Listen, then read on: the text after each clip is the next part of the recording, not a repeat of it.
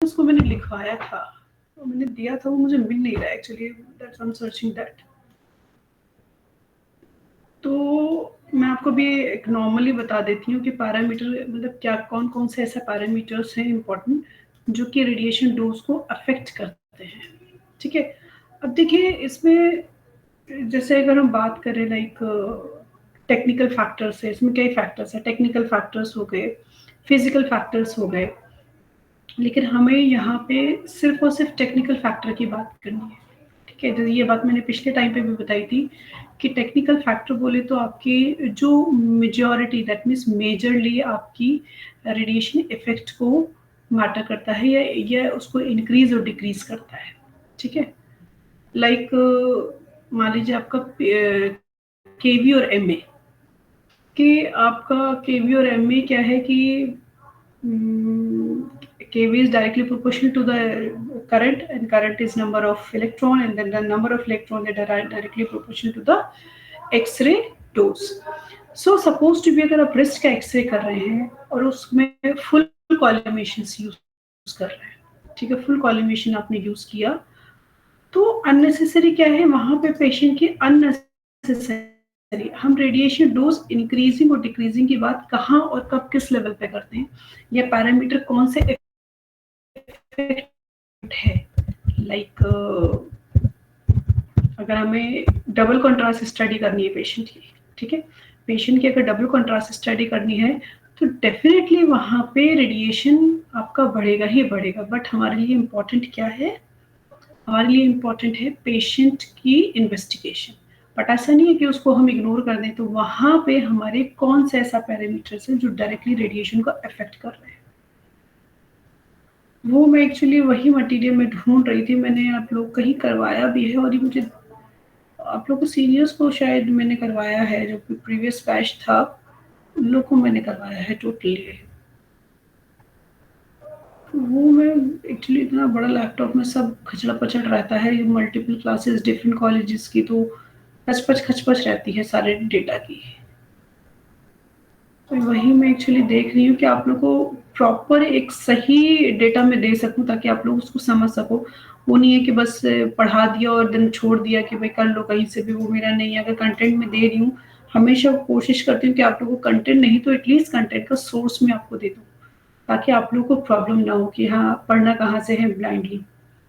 Christian में I don't know उसमें दिया है नहीं दिया, इतना मुझे देखा नहीं है मैंने क्रिश्चियन का। आ जाओ। Good afternoon. Good afternoon. कौन से बात का साइन करने आ रहे हो अभी तुम? लेट हो गया। क्यों लेट हो गए? आने में लेट। क्यों लेट हो गए? कहाँ से आते हो? घर जाओ वापस, घर जाओ। मजाक समझ रखा है इंटर्नशिप को? आज ही हुआ लेट। नहीं जो आज ही हुए हो कोई बात नहीं, आज हुए रोज हुए डजंट मैटर। जाओ घर जाओ। क्या सॉरी? लेट का मतलब नहीं है, वो तो मन मर्जी चले आ रहे हो उठा के मुंह, चलो भैया चलो जाके साइन कराओ, साइन करते हुए बीच में से गायब हो जाना हॉस्पिटल पहुंचते पहुंचते। फाइनल ईयर को तुम लोग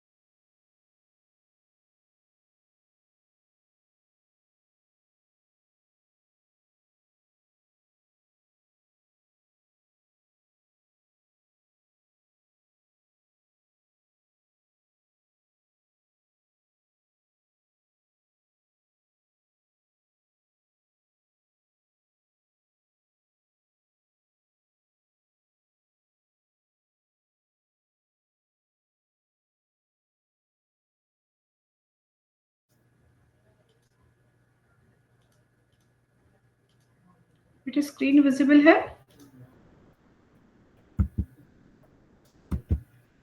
स्क्रीन विजिबल है? Yes ma'am. ठीक है, देखिए ये मैं करा चुकी हूँ पहले। ठीक है, so number of parameter affecting, तो पैरामीटर को फॉलो करने से पहले हमें तीनों प्रिंसिपल ध्यान में रखना बहुत ज़रूरी है कि तीनों प्रिंसिपल हमारे जहन में होना चाहिए कि हमें अलारा प्रिंसिपल यूज़ करना है, टीडीएस प्रिंसिपल यूज़ करना है, एंड इनवर्स स्क्वायर। ठीक है, so reduction of patient dose and diagnostic radiology, ये अभी क्या है, एक जर्नल कंसिडरेशंस है। Avoidance of unnecessary radiation dose, take the screenshot of this one, जो मैं बताती हूँ उसको स्क्रीनशॉट लेते जाइएगा। कि अननेसेसरी रेडिएशन डोज का मतलब क्या है। जैसे मान लीजिए पेशेंट को हमें अननेसेसरी रेडिएट नहीं करना है बोले तो, अगर उसको ज़रूरत नहीं है, अगर मान लीजिए जैसे पेशेंट सिटी की बात करें तो specially in multi specialist hospital, अगर नॉर्मल बड़े बड़े मेदांता है और ऐसे हॉस्पिटल्स हैं, पेशेंट सिर्फ एक सरदर्द भी लेके जाता है ना, उसका सीटी लिख ही देते हैं without any knowing the clinical cause exactly, क्योंकि उनको पैसा बनाना होता है। ठीक, या फिर उसका एमआरआई लिख देंगे। एमआरआई तो चलो एब्सोल्युटली सेफ, लेकिन मैंने बहुत जगह मैंने खुद ट्रेनिंग की है तो देखा है कि अगर कोई ज्यादा ही सरदर्द बता रहा है तो उसका सीटी बोल देते हैं कि ठीक है सीटी करा।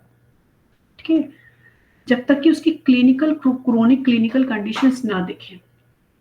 जैसे ये अवॉइड द अननेसेसरी डोज, इसका मतलब क्या है, यानी कि आपको पेशेंट के एक्सरे के एक तो रिपीटेशन से बचना है, उसको पेशेंट को अननेसेसरी एक्स्ट्रा रेडिएशन डोज नहीं लगना चाहिए जब तक कि ज़रूरत ना हो।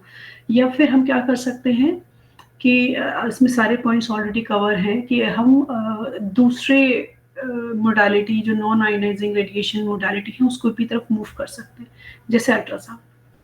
भाई एक्सरे से थोड़ा एक्सपेंसिव है लेकिन ultrasound is also the safe. लेकिन मान लीजिए पेशेंट का अगर फ्रैक्चर है तो वहां तो हम अल्ट्रासाउंड नहीं कर सकते, वहां तो हमको वहां तो अल्ट्रासाउंड नहीं कर सकते, वहां तो हमको एक्सरे या सीटी करना पड़ेगा। ठीक, दूसरा है साइज ऑफ एक्सरे फील्ड, इसके आगे लिख लीजिएगा FOV इन सीटी, फील्ड ऑफ व्यू इन सीटी, और कॉलीमीटर फॉर एक्सरे, यानी कि कॉलीमेशन आपको जितनी जरूरत है आप उतना ही ओपन करें। आप चेस्ट का एक्सरे कर रहे हैं, आप पूरा फुल कॉलीमीटर ओपन कर दें तो ये भी अननेसेसरी पेशेंट का रेडिएशन डोज है। Distance from the focal to skin और इमेज रिसेप्टर, यानी कि आपकी इमेज रिसेप्टर से कितना वो डिस्टेंस है, कितनी डिस्टेंस पे है। तो कोशिश वही है कि इनवर्स स्क्वायर लॉ फॉलो करें एज मच एज पॉसिबल, लेकिन ऐसा भी नहीं है कि आपकी इमेज खराब हो जाए। जैसे मान लीजिए हम नॉर्मल रूटीन जो एक्सट्रीमिटीज रेडियोग्राफी होती है उसके लिए 90 या 100 सेंटीमीटर रखते हैं, और specially only in a single x-ray, सिर्फ एक ही एक्सरे ऐसा है जिसकी स्पेसिफिकेशंस हैं जिसका हम 180 सेंटीमीटर या 150 सेंटीमीटर डिस्टेंस रखते हैं। ओनली द चेस्ट पीएव्यू, सिर्फ एक ये यूनिक एक चेस्ट पीएव्यू है, इसके अलावा कोई और ऐसा नहीं है। नॉर्मली हेड के लिए हम 90 सेंटीमीटर रखते हैं और एक्सट्रीमिटीज के लिए 100 सेंटीमीटर रखते हैं। दूसरा है total filtration in the x-ray beam, आपकी फिल्ट्रेशंस क्या है। Filtration they also be directly affected with the radiation, ये भी आपकी रेडिएशन को डायरेक्टली अफेक्ट करती है। फिल्ट्रेशन ज़्यादा, यानी कि अगर आपने ज़्यादा फिल्ट्रेशंस लगा दी तो जाहिर सी बात है आपको कंटेंट उसमें उतना ही ज़्यादा डालना पड़ेगा। अगर आप फिल्टर ज़्यादा कर रहे हैं, मान लीजिए बहुत बारीक फिल्ट्रेशन चाहिए आपको, बहुत फाइन एक्सरे चाहिए, तो आप उसका उतना ही फिल्ट्रेशन करेंगे बार बार, वहाँ भी रेडिएशन डोज अफेक्ट कर जाती है। अगर आप विदाउट फिल्ट्रेशन यूज़ कर रहे हैं उसका अलग है। Grids always increase the radiation dose. Grids जो है वो रेडिएशन डोज को हमेशा बढ़ाते हैं, क्योंकि वो बहुत सारी रेडिएशन आपकी ग्रिड ही एब्जॉर्ब कर लेती है, काफ़ी रेडिएशन ग्रिड एब्जॉर्ब कर लेती है, तो आपको रेडिएशन बढ़ाना ही पड़ेगा। दूसरा है stand by radiation. Stand by radiation जो होता है ये अक्सर फ्लोरोस्कोपी में यूज होता है। जैसे लास्ट होल्ड इमेज होती है, आपने जो भी एक्सरे लिया या आपको मल्टीपल एक्सरे करना होता है तो उसको हम पल्स में करते हैं, कंटिन्यूएशन में नहीं करते। Control of radiating and recording of the radiating time. मान लीजिए ये फ्लोरोस्कोपी के लिए आ गया। फ्लोरोस्कोपी के लिए क्या है कि फ्लोरोस्कोपी में आपने पेशेंट का एक्सरे कर रहे हैं, लाइव स्टडी कर रहे हैं, मान लीजिए किसी चीज़ का मूवमेंट या आपके कंट्रास्ट का मूवमेंट आपने दिया, आपने क्या किया, जैसे किया उसको बंद कर दिया, आपने कोई रिकॉर्डिंग नहीं की पेशेंट की, या लास्ट इमेज को होल्ड ही नहीं किया कि आपने कहाँ छोड़ा था, तो नेक्स्ट आप क्या करोगे, आपको शुरू से फिर शुरू करना पड़ेगा, उसकी लाइव इमेजिंग फिर से ऊपर से देखनी पड़ेगी। तो हमें क्या करना है कि प्रीवियसली जो रिकॉर्डिंग है वो हमें देख लेनी है कि हमने कहाँ तक किया, तो लास्ट इमेज हमारी कहाँ पर रुकी हुई है, फिर हमें वहीं से कंटिन्यू करना है, हमें वापस बैक नहीं जाना है। वो भी रेडिएशन डोज को बहुत बचाता है। इंटेंसिफाइंग स्क्रीन और रेडियोग्राफिक फिल्म ये कैसे इफेक्ट करती है कि रेडियो इंटेंसिफाइंग स्क्रीन जो आप कैल्शियम टंगस्टेंट की लेते हैं नॉर्मली, और जो रेयर अर्थ एलिमेंट लेते हैं, वो आपकी रेडिएशन डोज को 5 टाइम रिड्यूस कर देती है। यानी कि जो रेयर अर्थ एलिमेंट होती है, जैसे गैडोलिनियम सल्फेट होती है, तो गैडोलिनियम या रेयर अर्थ रिलेटेड जो भी एलिमेंट्स होते हैं, वो रेडिएशन डोज को बहुत कम कर देते हैं। ठीक है, वो भी ड्रास्टिकली रेडिएशन डोज को कम करते हैं, क्योंकि उसका जो क्वांटम कन्वर्जन और क्वांटम डिटेक्शन एफिशिएंसी होती है बहुत हाई होती है। तो जो आपके नॉर्मल कैल्शियम टंगस्टन में एक एक्सरे 500 में लाइट में चेंज होगा, तो उसी में वहीं पे रेयर अर्थ में एक एक्सरे 5000 में चेंज होगा, तो अल्टीमेटली क्या करोगे आप, सोर्स को कम करोगे, फिर वहाँ भी रेडिएशन डोज बहुत बढ़ती है। And radiographic film and film processing. Radiographic film का क्या है कि आप फिल्म कौन सी क्वालिटी की यूज़ कर रहे हैं, ये तो खैर हम आप रेडियोग्राफिक फिल्म वाला पार्ट अब ऑब्सोल्यूट हो चुका है ऑलमोस्ट हर जगह। अब जो अभी जो फिल्म्स आप यूज़ करते हैं, जो प्रिंट होकर निकलती है, इसको हम बोलते हैं मेडिकल इमेजिंग फिल्म, ये याद रखिएगा। और उसका ये चाहे तो नोट कर लीजिए, जो मेडिकल इमेजिंग फिल्म होती है जो आप सीटी और एमआरआई में यूज़ करते हैं, उनका जो बेस उनका जो हैलाइड लेयर होती है, अगर आपसे पूछ ले कि उसमें इमल्शन लेयर किस चीज़ की होती है, तो वो नोट कहीं कर लीजिए, सिल्वर बहनेट की उसकी लेयर होती है। वैसे तो सिल्वर ब्रोमाइड यूज़ करते हैं, लेकिन जो मेडिकल इमेजिंग फिल्म होती है उसमें सिल्वर बहनेट यूज़ करते हैं। ये बहुत कम मिलेगा, गूगल पे भी बहुत कम मिलेगा। दूसरा है रेडियोग्राफिक फिल्म प्रोसेसिंग, वही है केमिकल प्रोसेसिंग है, वो भी इम्पॉर्टेंट हुआ करते थे, लेकिन अब ये ऑब्सोल्यूट हो चुका है। Reduction in number of repeat irradiation, यानी कि पेशेंट का रिपीट नहीं होना चाहिए। जैसे मान लीजिए पेशेंट को आपने x-ray, Ma'am, can you repeat the name of that emulsion halide? Silver बहनेट, I will show you, silver बहनेट मैं दिखा देती हूँ।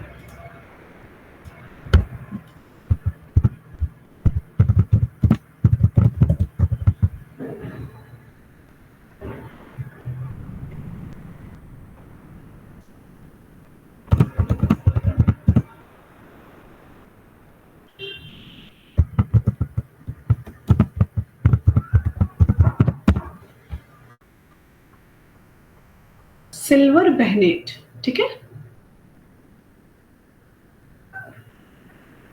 ठीक है। Yes, ये ma'am.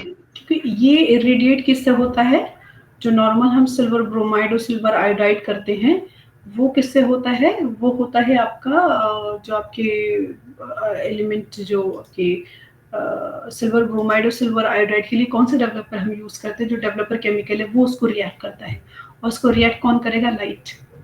क्योंकि जो आप प्रिंटर यूज कर रहे हैं, जो आपका प्रिंटर है, वो आपका या तो लेजर का बना हुआ है या लाइट का बना हुआ है, तो दैट मीन्स वो आपको लाइट या लेजर से एक्सपोज होते हैं, तो सिल्वर बहनेट यूज होता है। ये बहुत रेयर बुक्स में तुम्हें कहीं मिलेगा, एग्जाम्स वगैरह में बहुत पूछ लेते हैं कभी कभी, क्योंकि रेयरेस्ट इसकी इन्फॉर्मेशन है। जो इसके बारे में की बुक है उसमें कहीं लिखा हुआ होगा, आप देख लेना, नहीं तो गूगल एक बार करके देख लेना, मेडिकल इमेजिंग फिल्म या फिल्म कोटिंग या फिल्म इमल्शन करके डाल देना। अगेन वही है, अवॉइडेंस ऑफ अननेसेसरी रेडिएशन। उसके लिए क्या करना है आपको, as low as achievable principle, ALARA principle use करना है, ठीक है। उसमें आपका अननेसेसरी पेशेंट को हाई रेडिएशन डोज नहीं देनी है। अगर मान लीजिए एक पेशेंट आपका चेस्ट एक्सरे का पेशेंट आया, फीमेल आ रही है 50 किलो की, देन उसके बाद आपकी 40 किलो की फीमेल आ रही है, 19-20 का फर्क लग रहा है, कह रहे नहीं चलो उसी सेम एक्सपोजर फैक्टर पर कर दो, no, you have to minimise. So the your technical skill is very important to reduce the radiation dose। ये याद रखिएगा, आपका जो स्किल है वो पेशेंट की रेडिएशन डोज रिड्यूस करने में बहुत इंपॉर्टेंट रोल पैदा करता है। No excuse for X-ray examination to be carried out again and again full unnecessary high dose with unnecessary high dose। आपने एक बार फ्लोरोस्कोपी कर दिया, पता चला कि अरे यार इन्वेस्टिगेशन सही नहीं हुई है, दोबारा कर देते, नो, ये याद रखिएगा, एक्सरे का भी ऑर्डिनेंस है, एक्सरे का भी कानून है और बाय लॉज हैं उसके, कि अगर आपने पेशेंट का एक्सरे रिपीट किया तो आपकी जॉब भी जा सकती है। ये याद रखिएगा कि अगर आपने एक्सरे पेशेंट को एक्सरे रिपीट कर दिया उसका। अभी मेरी एक नून में ही मान लीजिए, मेरे घर फैमिली बहुत दूर की, मेरी मम्मी की मतलब मायके की फैमिली का रियल केस है ये, मतलब मेरे दूर के रिलेटिव मामा जी लगते हैं। He was working in railway. उनको क्या था कि वो रेलवे में काम करते थे, तो उनको किसी वजह से कुछ टाइम के लिए सर्विस से रोक दिया गया। अब उनको सर्विस पे रेज्यूम नहीं करने दे रहे थे, और वो बेचारे, उन्होंने शायद कुछ नहीं तो कुछ नहीं 10 से 15 साल उन्होंने केस लड़ा है उस चीज़ का। उनका क्या हुआ कि उनको पहले ट्यूबरक्लोसिस दिखा दिया, उन्होंने मेडिकल दिखाया, ही वाज एब्सोल्युटली फाइन, ठीक है। लेकिन डॉक्टर्स ने, किसी ने फेक रिपोर्ट बना के उनकी रिपोर्ट में चेंजेस कर दिए। देन क्या किया कि पेशेंट्स उनको इतना ज़्यादा रेडिएट किया, उनके कम से कम 70 से 80 बार एक्सरे किया गया उनका। जब ये ठीक नहीं आया, मशीन खराब हो गई, ऐसे करके उनको उल्लू बनाया और कंटिन्यूअस उनको बहुत रेडिएशन दिया। रेडिएशन देने के बाद उनकी बॉडी में चेंजेस होने लगे, काफ़ी ब्लैक हो गए, स्किन ये हो गए। तो एट द टाइम मैं उनसे मिली थी, तो मैंने उनको बोला, I was in, I think UCMS में उस टाइम पे मास्टर्स ही कर रही थी, उस टाइम की बात है, 2011 या 12 की बात है। मैंने उनको बोला, मैंने कि why you not complaining in ARV, you have to go with a medical checkup, the chromosomal aberration. आपको पता है अगर किसी पेशेंट को रेडिएशन लगता है तो कौन सा टेस्ट होता है? You know that? आपको मालूम है ये चीज़ कि अगर किसी, आप लोगों को जो रेडिएशन वर्कआउट होते हैं, उनको अगर एक्स्ट्रा रेडिएशन लग जाए, ड्यूरेशन वर्क या एक्सीडेंट हो जाए, अगर आपके ब्लड में चेक करना हो तो कैसे चेक करते हैं? मालूम है?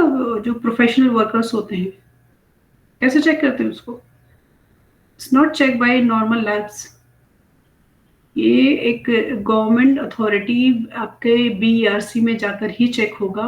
गवर्नमेंट, अगर आप कंप्लेन कर, उसमें ही BRC को ही कंप्लेन करनी होती है, और वो लोग जो हैं उसको पे बुलाते हैं वर्कर्स को, और उसको क्रोमोसोमल टेस्ट बोलते हैं, क्रोमोसोमल एबरेशन टेस्ट बोलते हैं, जिसको CA टेस्ट भी बोलते हैं। पहले बहुत आम होता था लेकिन अब नहीं होता है।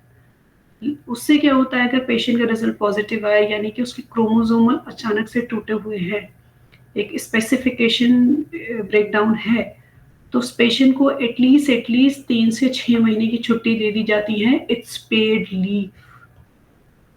और अगर ये पेड लीव मान लीजिए, या फिर क्या करते हैं दूसरा ऑप्शन, के पेशेंट को, सॉरी, वर्कर्स को एडमिनिस्ट्रेशन में ट्रांसफर कर देते हैं, नॉन रेडिएशन एरिया में। जैसे ड्यूरेशन वर्कर जो फीमेल प्रेग्नेंट हो जाती है, कि भाई वो एक्सरे में पोस्टिंग लगी है, कहाँ लगी, तो ऐसी फीमेल्स को या तो MRI में पोस्टेड कर देते हैं, या अल्ट्रासाउंड में, या फिर रिसेप्शन पे, या किसी डॉक्यूमेंट वर्क में काम दे देते हैं। तो वहाँ पे ये अननेसेसरी रेडिएशंस नहीं होने चाहिए। तो ये आप लोग ध्यान रखिएगा, कभी भी किसी का भी आपके सराउंडिंग्स में, आपके रिलेटिव, कभी किसी का भी रिपीटेड रेडिएशन, रिपीटेड एक्सरे नहीं होना चाहिए। एक्सरे तो चलो एक दो बार, चाहे एक भी, वो भी बिना पेशेंट के कंसेंट के नहीं कर सकते। पेशेंट को बताना होगा, उनको रीजन बताना होगा, क्या रीजन था। अगर उसने जाके अपर हाई अथॉरिटी में कंप्लेन कर दी तो आपके अगेंस्ट एक्शन हो जाएगा कि आप पेशेंट को कैसे दोबारा रेडिएट कर रहे हो।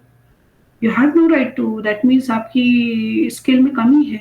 तो ये लाइफ टाइम हमेशा याद रखिएगा, just avoidance of the repetition of the x-ray, कि एक्सरे को रिपीट करने से बिल्कुल अवॉइड करना है।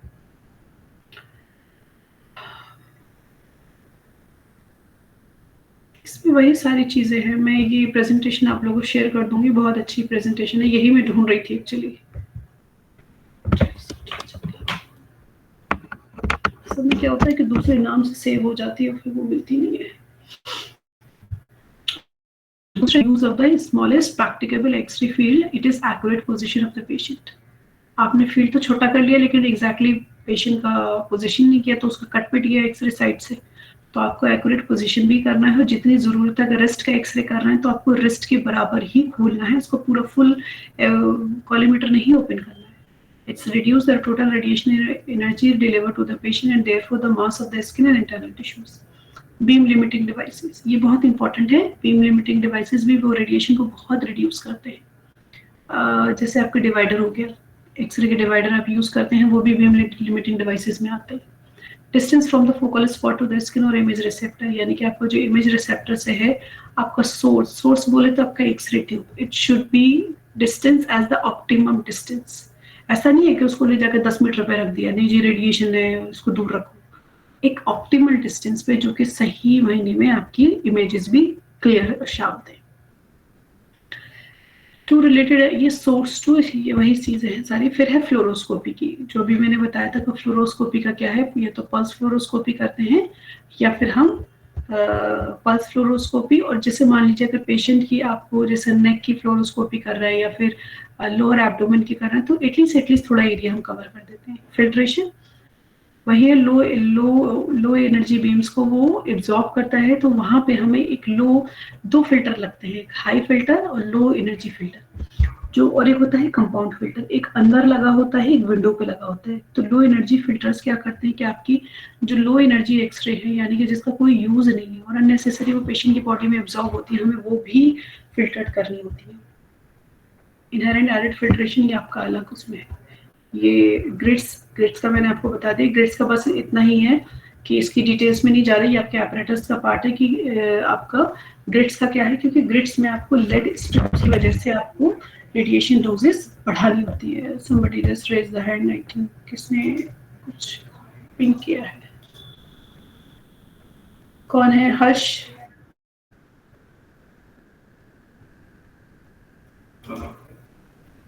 देखिए सभी को, बाकी को विजिबल हो रही है? Rest their visible presentation. तो बेटा आपके फोन में प्रॉब्लम है फिर, या फिर आपके इंटरनेट में प्रॉब्लम है, ज्वाइन कर लो।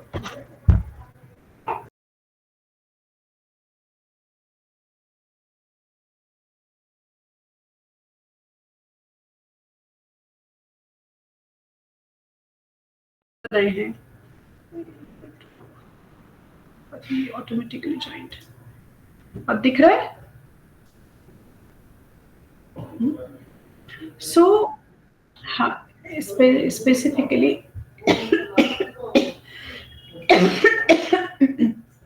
जो रिकॉर्डिंग से, दैट मीन्स अगर आप एक लॉन्ग स्कैन कर रहे हैं स्पेशली फ्लोरोस्कोपी में, मान लीजिए आपने ईसोफेगस से लेके एब्डोमेन तक देखना है, आपने ईसोफेगस तो देख लिया लेकिन एब्डोमेन नहीं रहा, आप एकदम से इतना कंटिन्यूस रेडिएशन नहीं दे सकते पेशेंट को। तो जहाँ पे आपने इसका खत्म किया है वो टाइम रिकॉर्ड करेंगे और वहीं से आपका स्कैन चालू करेंगे। वही चीज़ है कि आपको कंटिन्यूएशन ही रखना है, दैट मीन्स उसको रिपीट नहीं करना है। वही सेम चीज़ है। इंटेंसिफाइंग स्ट्रीम, ये भी मैंने अभी बताया, सेम चीज़ है। ये मैं शॉर्ट में बता रही क्योंकि एग्जाम्स में लिखने के लिए इतना डिटेल्स नहीं लिखनी है आपको, लेकिन जो पॉइंट्स दिए हुए हैं वो सारे लिख के उसको डिस्क्राइब करना है। इसमें इंटेंसिफाइंग स्क्रीन में आपका एक तो मटेरियल, आप कौन सा मटेरियल यूज़ कर रहे हैं। अगर आप कैल्शियम टंगस्टेट यूज़ कर रहे हैं तो उसमें आपकी रेडिएशन एक्सरे हाई जाती है। अगर आप रेयर अर्थ यूज़ कर रहे हैं तो उसमें रेडिएशन एकदम हाफ से भी आधी हो जाती है। फिल्म प्रोसेसिंग, आपकी जो केमिकल फिल्म प्रोसेसिंग है अब तो ये ख़त्म हो चुकी है, वो पहले रेडिएशन फैक्टर के ऊपर भी डिपेंड, मतलब केमिकल प्रोसेसिंग अगर आपकी मान लीजिए वीक हो गया तो आपको रेडिएशन डोज बढ़ानी पड़ जाती थी क्योंकि केमिकल आपका वीक हो चुका होता था। लेकिन अब के आज के टाइम में क्या है कि because we are using the digital system, तो अब ये वाला पार्ट ऑलमोस्ट है नहीं। ऑटोमेटिक प्रोसेसिंग में कोई, ये भी ऑलमोस्ट खत्म ही हो चुका है, तो सीआर और डीआर आ गए हैं।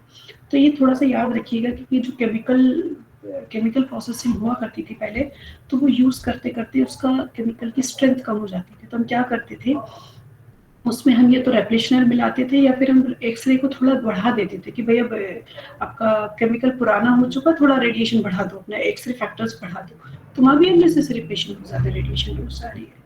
तो अगर आपका केमिकल नया है तो भी आपकी रेडिएशन डोज आधी लगेगी। दूसरा, reduction in number of repeated radiation, ये मैंने बता दिया अभी आपको।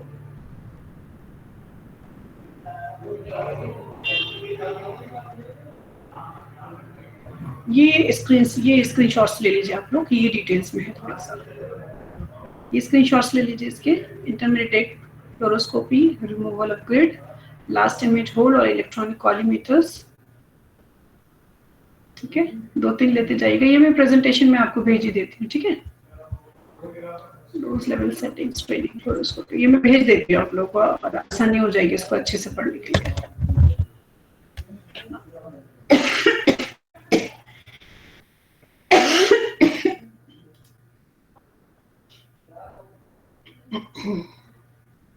ये देखो कितना कचरा भरा, मतलब क्या हालत हो रखी है, मुझे खुद याद नहीं है कहाँ पर है, कहाँ पे करूँ उसको।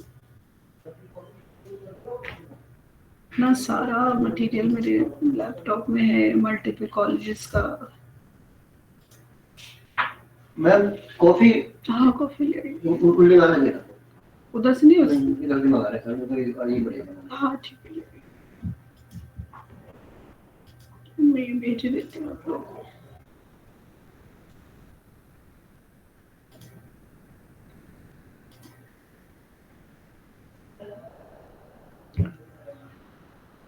ठीक है, इसमें अगर कोई डाउट लगता है, देखो इसमें आप लोगों के लेवल के लिए और एग्जाम्स के लिखने के लिए ये पीपीटी सफिशिएंट है, ठीक है। लेकिन अगर आप वाइवा के पॉइंट ऑफ व्यू से लिखें तो उसको थोड़ा आपको डिटेल्स में पढ़ना होगा। इसी पीपीटी को पढ़ लें, दैट्स सफिशिएंट। और जो चीज़ें कुछ मैंने एक्स्ट्रा बताई हैं वो थोड़ा सा ध्यान से अलग देख लीजिएगा। जैसे मैंने जो आपका फिल्म इमल्शन का बताया है, तो फिल्म के इमल्शन का मटेरियल भी बहुत मैटर करता है। ये भी बहुत इंपॉर्टेंट पैरामीटर है जो कि सीधे आपकी रेडिएशन डोज को अफेक्ट करता है। तो अगर मान लीजिए सिल्वर हाइलाइट्स यूज करना, पहले सिल्वर हाइलाइट्स यूज होते थे लेकिन अब वो नहीं होते, अब सिल्वर बैनेट यूज होता है, तो वो तो रेडिएशन को काफी इफेक्ट करता है। लेकिन मैंने फिर बता रही हूँ कि जो आप सीटी और एमआरआई में, जो सीटी और एमआरआई की फिल्म्स पता है आपको एक ही होती है, वो सेम होती है। जस्ट क्योंकि आपका जो भी डेटा है, whatever you are taking that data, they converted into the system. वो जाके सिस्टम में आपके इलेक्ट्रॉनिक सिग्नल में चेंज होता है, चाहे वो सीटी के थ्रू हो चाहे वो एमआरआई के थ्रू हो, दोनों का डेटा।